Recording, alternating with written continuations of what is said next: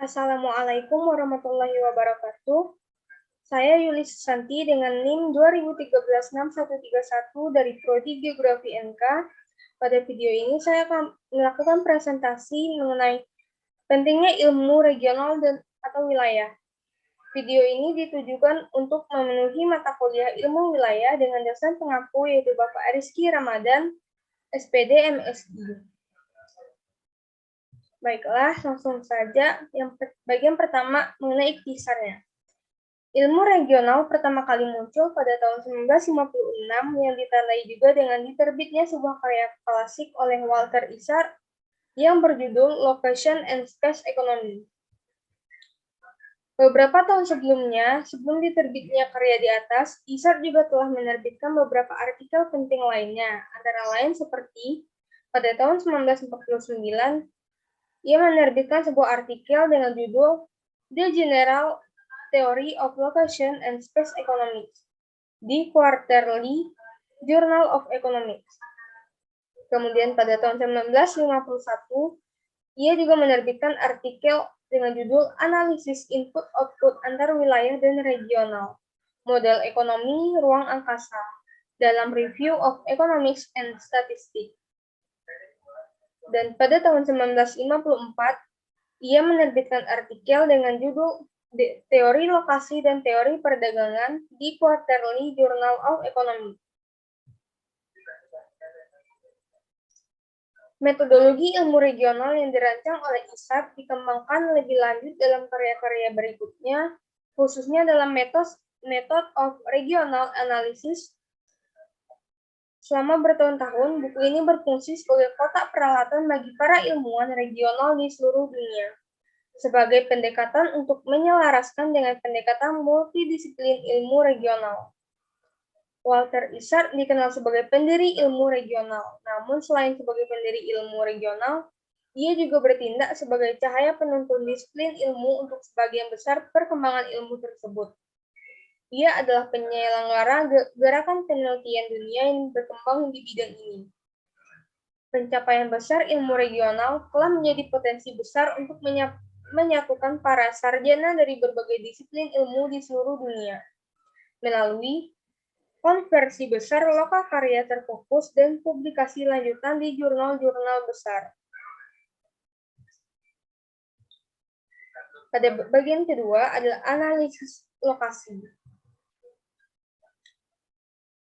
Gorter dan Nitschke pada tahun 2001 menjelaskan analisis lokasi adalah kunci untuk memahami munculnya aglomerasi perkotaan, konsentrasi industri, pertumbuhan regional, dan disparitas spasial. Asal-usul analisis lokasi dalam sistem spasial multi-aktor pertama kali dikemukakan oleh Von Thunen, Weber, Hotelling, Palander, Christeller, Loss, dan lainnya di Ponsar pada tahun 1983. Analisis mereka kemudian digabungkan oleh Isar dalam kerangka yang lebih koheren dan konsisten, berdasarkan asumsi perilaku rasional pada aktor spasial. Dalam analisis lokasi, interaksi spasial, misalnya keterkaitan input-output antar wilayah, perdagangan antar wilayah juga memainkan peran penting, karena ini membentuk kondisi untuk pertumbuhan spasial dan fenomena disparitas spasial. Ada dua efek dua arah antara harga barang, faktor produksi, dan tanah di satu sisi lain dan pola lokasi spasial di sisi lain. Lokasi menentukan harga dan harga menentukan lokasi. Hal yang mendorong perlunya pendekatan equilibrium spasial ekonomi kembali pada konseptualisasi terintegrasinya yang dikembangkan oleh Isar. Jadi, integrasi sinergis antar aktor baik pada sisi permintaan dan penawaran dari ruang ekonomi menunjukkan dinamika baik, cepat, dan lambat, dan karena itulah yang mendorong kebutuhan model kompleksitas spasial. Kebijakan regional dari perkotaan berkaitan dengan pembentukan kembali lanskap ekonomi geografis. Wawasan yang mendalam mengenai analisis lokasi merupakan syarat untuk setiap kebijakan pembangunan daerah yang sesuai. Kemudian pada pembahasan yang ketiga, interaksi spasial. Ilmu regional berkaitan dengan struktur spasial dan evolusi ekonomi ruang yang kompleks.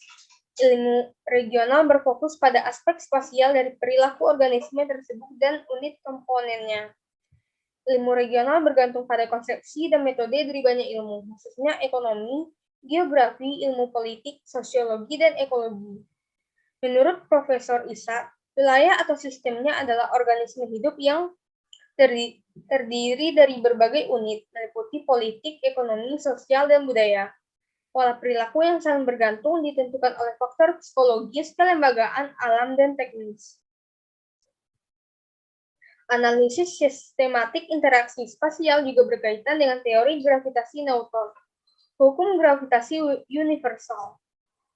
Model gravitasi ini berfungsi sebagai kerangka konseptual dan analitis bagi banyak aliran yang telah diterapkan dalam ilmu sosial dan spasial. Konsep gravitasi Newton untuk aliran spasial ini didukung oleh dua prinsip, yaitu keuntungan skala atau aglomerasi dan biaya gesekan jarak atau baik fisik maupun sosial. Kesimpulannya, pendekatan gravitasi kemungkinan akan terus menjadi instrumen navigasi analitik penting yang memandu pemahaman agar menjadi ekonomi navigasi yang kompleks. Kemudian, pembahasan mengenai konteks spasial yang lebih luasnya.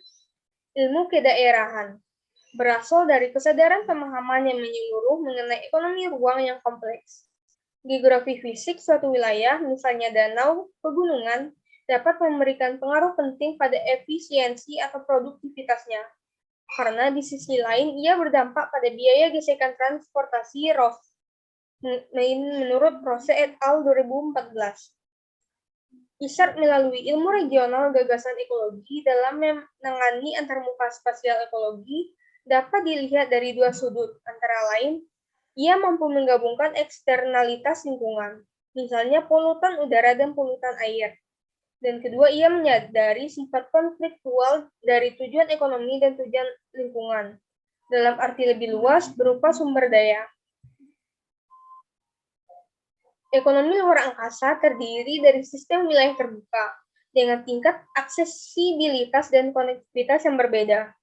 Ketimpangan spasial konsekuen merupakan konstituen yang diperlukan dalam ilmu regional. Isar berkontribusi intelektual yang besar untuk wawasan komprehensif tentang mekanisme kompleks yang membentuk perkembangan regional dan ketidakseimbangan spasial.